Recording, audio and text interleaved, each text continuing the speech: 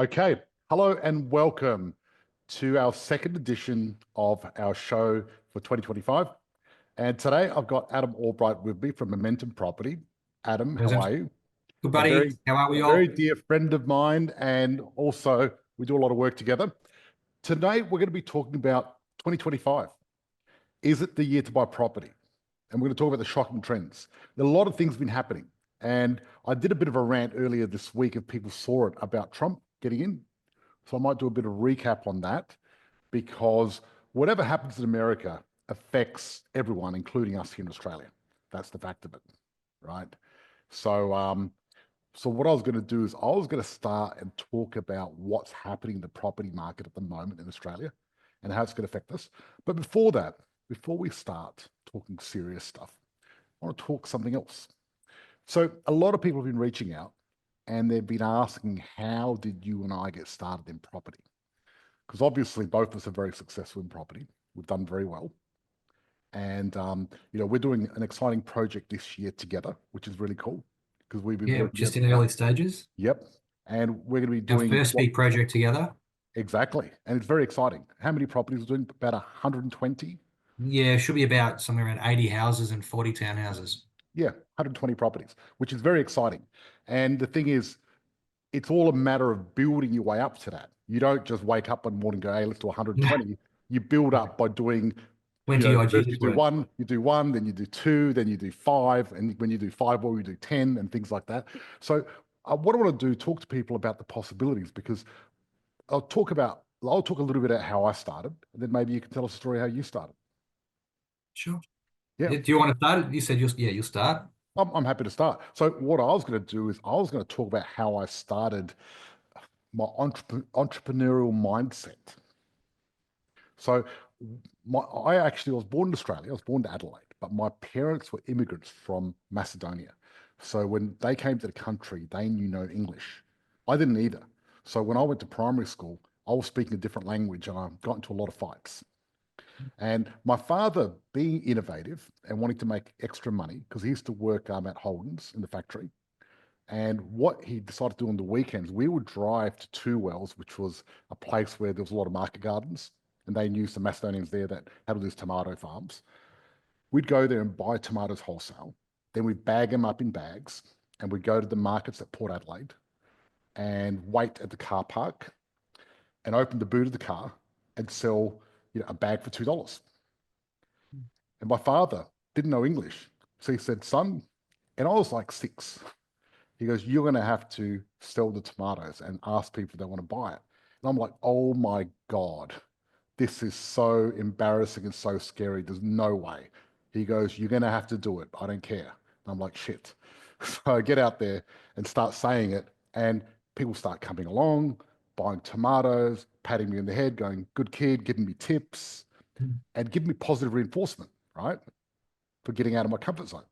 And I was like, wow, I love this. This is so much fun. So I actually looked forward to it after a while because I really enjoyed selling and doing that. And I guess that was my start of my whole entrepreneurial journey of getting out of my comfort zone because I was forced to get out of it because, once you get out of your comfort zone, you can do great things. So that was the first thing I did is selling tomatoes illegally out of the boot of a car, right? Because we didn't have a license.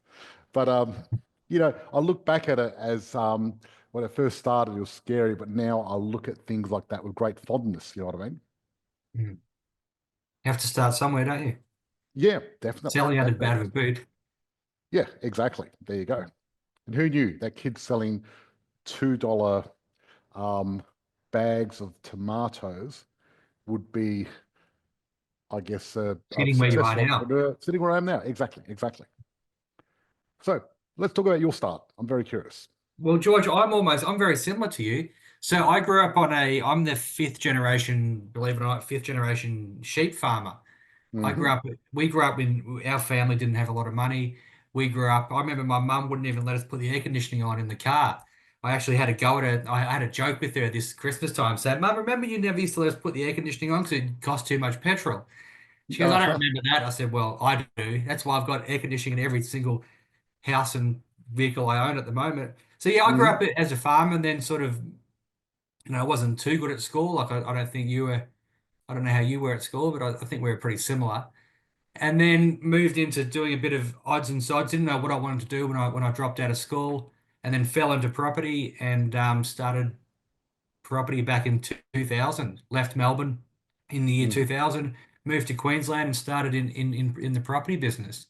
And here I am 25 years later, still in the property business, doing the same thing.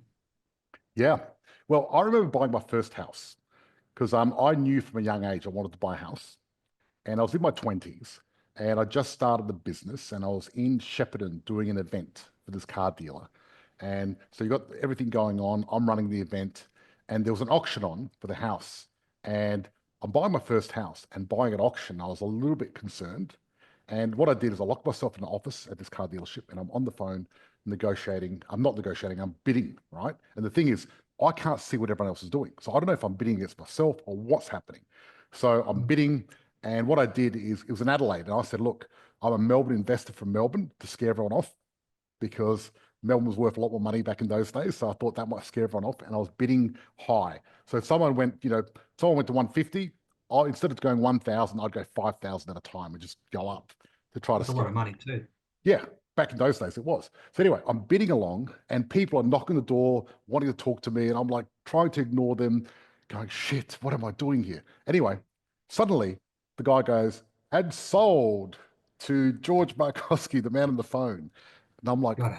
oh my God, I got the property. I'm thinking, am I supposed to be happy? Because I don't know I didn't know how to feel. So I wasn't sure if I was sad that I bought it because maybe I paid too much, or am I happy that I got it? So I was feeling a little bit ambivalent, just not sure. And everyone's like, oh, well done for getting a house. Congratulations. Everyone's patting me on the back. But I didn't feel excited about it. Anyway, that night I sort of went to bed, woke up the next morning saying, it is what it is. I got the property and I started feeling good about it. And you know what? It was amazing. I mean, that property's made me over $1 million. Like it was really good. When people say the price I paid, it's probably worth about 1.3 million now. And I paid 170,000. You know what I mean? It So just shows that if you just buy and hold, it doesn't matter what the market does. If it goes up or down, it's always going to yeah, go back up again. totally, totally. And before that property, I bought a restaurant, right? And if you compare the property and the property kicked the restaurant's ass. It was less stress and it was consistent with the returns where the restaurant wasn't, you know what I mean? But I didn't know any better. So that's what happened. So that was my first property purchase. So there you go.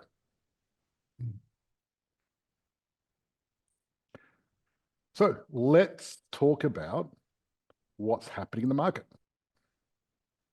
Okay, can you see my screen? Yes. Excellent. So let's talk about what's going on. This is the housing market barometer at the moment.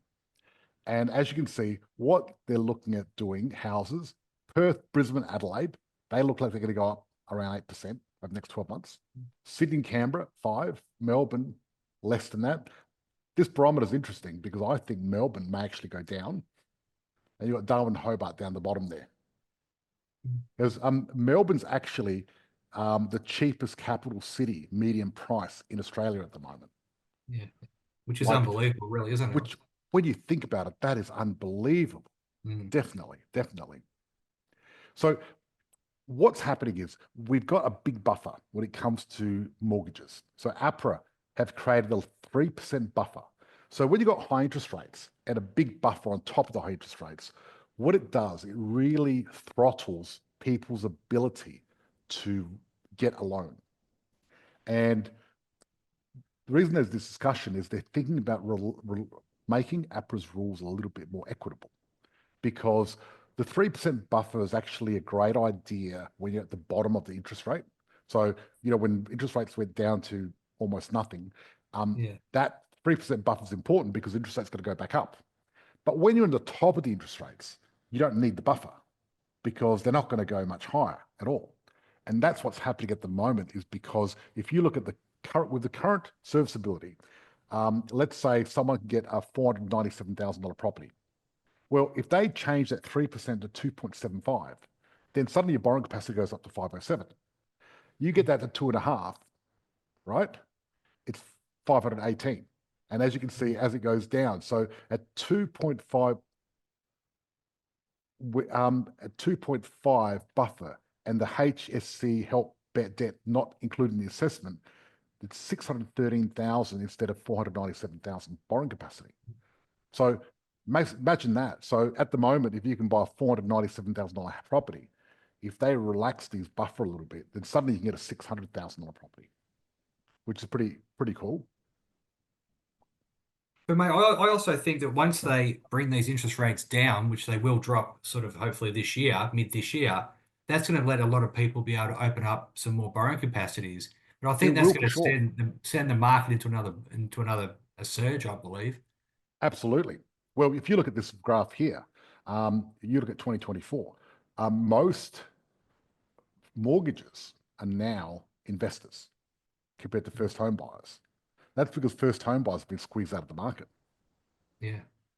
And like even with all the government incentives, like in Queensland, I think it's up to 700 or 750,000 they can buy, but properties are becoming, your average property is becoming sort of high, high sixes now.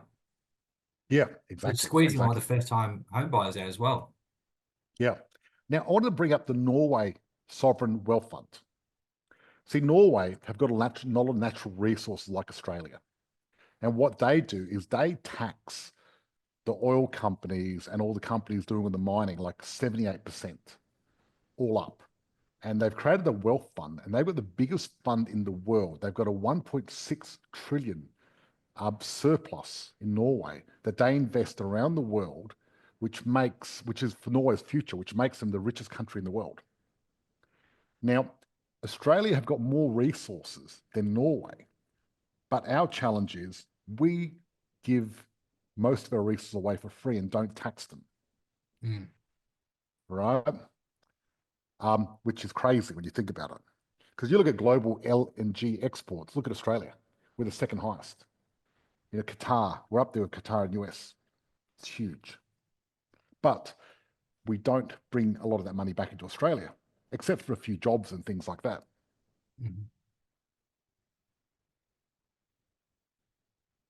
So Australia looking at creating a wealth fund, funny enough, which is interesting, but they're going to invest in green things and things like that. But at least it's a bit of a start. So the RBA monkey is about to drop interest rates. So the banks are predicting that interest rates are going to drop in February. Because you look at the CPI, inflation has actually gone down. It's been under 3%. And the target from RBA was 2 to 3%. And we've just hit below 3%. Right? So that's looking good. The banks are predicting 4 rate drops in 2025. So I think what's going to happen once the They help RBA a lot of people. well, it's going to be huge. It's going to be huge because what's going to happen is the rate's going to drop. People are going to get excited, jump into the market, and then suddenly another rate drops. People get more excited, and it's just adding more fuel to the fire. So I think what's going to happen is the momentum is going to be pushing ahead. So if you look at that prediction of Perth, Adelaide, and Brisbane going up 8%, that prediction there is without the interest rate drops being priced in. So I would say they're going to do better than that. But as we know, if we invest in the top 100, we're going to do even better than that because, I mean, last year, a lot of our clients got, not 7%, but 50, 100, 300% return on their investment in last year. So that was And that pretty was exciting. before the houses were even built, some of those customers too, Yeah, George. I know, which is pretty exciting when you make the Well, money I before you know even that own I've it. said publicly that I believe Brisbane will hit between 9 and 14% this year. Yeah. That's my prediction. I know these guys are talking, what are you talking, 8s and 9s? Yep. I agree with you. But I think it'll be somewhere between the 9 and 14% at least this year. Yeah. Well, the thing is, Albo's housing target has been Yeah. smashed. It's not even close. No. So we're still in a crisis. You look at dwelling completions, Australia is just very low. And housing, Well, if you look at this building- you look at that red line is the housing target, and the blue line is actually what we've done ever since 1985. And there's one thing that's very interesting. We've never actually hit that target, even when construction was good. yeah, we were close in 15, but not close enough. Yeah, but what I'm saying is 2015, construction was dirt cheap and no one was going broke. Everyone was making money. That's right. But what's happening is construction's collapsed and got that target now. We're not going to hit it. And this is the reason. Look at resi construction costs since 2016. Yeah. They've gone up. Building approvals. Yeah, building approvals are down this year. Yeah. Well, down last year, I should say, 24. Yeah. Yep. They've gone down. And then the official cash rate. See, record housing was when the cash rate was pretty low, funny enough, but not that low. Mm. Now you can see where we are now. We're actually right at the top of that. Yeah. And you look at construction insolvencies since 2016. It's actually an exponential graph. Mm. Dwelling approvals, down. There's the target, the green one. There's the black we're really up to. This is rents over the last 5 years, what they've done in the combined capital cities. Yeah, and a report that I read today, I've just made some notes of it here. They're talking that rents are going to rise by between 4 and 5% over the next year. They've increased 7.8% over the last financial year. And this is the largest increase since the GFC in 08-09. Yeah. So there's Wow. there's some figures, like another 4 to 5% for the renters on top. Yeah. Well, look at the vacancy rate. So if you look at the vacancy rate since 1979, the average vacancy rate is around 2.7%. That means out of 100 houses, you've got about 3 that are not rented, that are vacant. And that's usually because, the tenants moved out, they need to renovate or do something, right? But you look at the vacancy rate now, it's around 1%, which means there's just nothing available at all to rent. And when you've got low vacancy rates, as an investor, that's really good news for you because you're going to rent your property out. Like, for example, the house that I built in Manopara, day one of when I advertised, I got more rent than I wanted and they paid a year in advance. Wow. Right? We advertised it. Took me 24 hours to get a whole year's worth of rent and more than I wanted. It's happening nationally. It's not just happening in South Oz. It's happening all over the place. Yeah. And you look at this estimated, JP Morgan estimated housing supply and demand balance. So this little beige color, don't know why they made it beige, is underlying demand projection, then the new demand forecast, then the supply forecast. And you can see the supply is below the demand. And this is the capital city population forecast. So they reckon Sydney by 2034 is going to be 6.5 million people, and so is Melbourne. You look at Brisbane, Perth, and Adelaide. You look at Brisbane and Perth, they're going to grow quite a bit. Adelaide, only a little bit, interesting enough. And then you got Hobart, Darwin, Canberra, but they're all going to grow. And this is the accumulated shortfall of housing in Australia, the green line.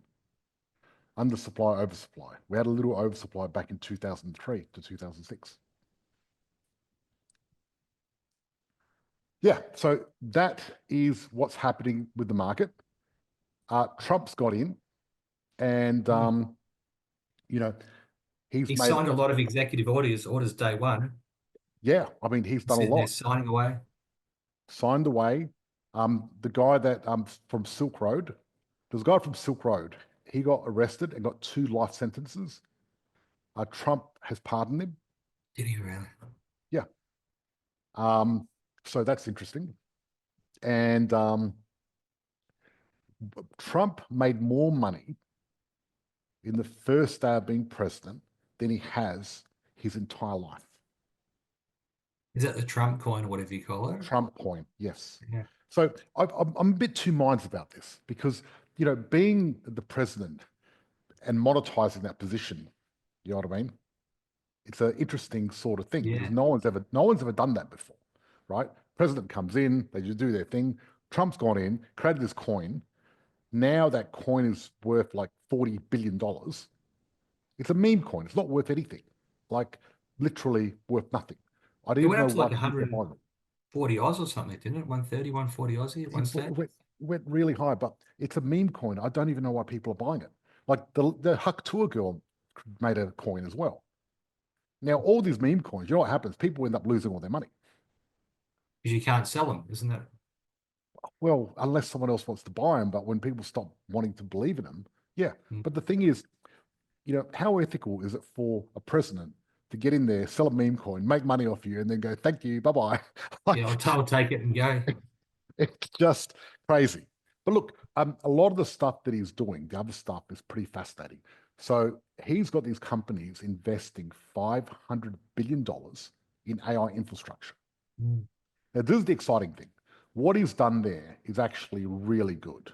The meme coin hasn't done any good for anyone, but that stuff's really good. So what's happened with that is AI is the future. And them investing 500 million to create AI centers and bring AGI is going to bring it closer.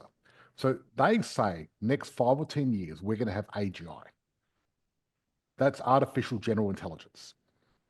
When that happens, it's going to take everyone's job.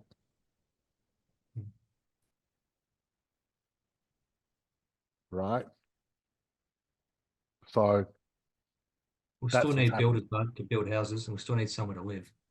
Well, look, absolutely. That's the thing. The fact of it is, you always need somewhere to live, and that's the one thing that's going to be scarce in the world. But with AI coming along, the scarcity of everything else is not going to happen anymore. You think about it. Intelligence creates abundance. It does. Like, for example, let's say you've got an orange tree and you're going there and you're trying to pick oranges. You can get some, but the ones that are higher up, you haven't got a ladder and you can't climb a tree. You can't get them. Then someone invents this new technology called ladder.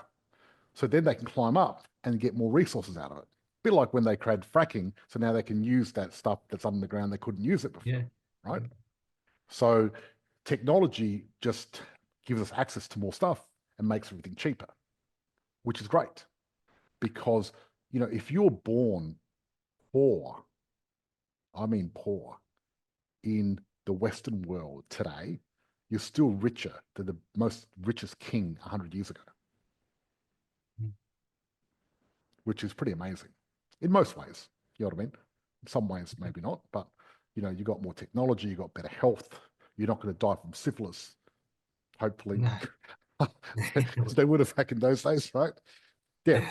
So what we're going to do now is we're going to go into our private group and say goodbye to the big group. So thank you guys. Thanks for watching. See you next Thursday. And now we're going to go more intimate and talk to everyone in the group, answer your questions, and have a bit of a chat about what's going on and what's been happening.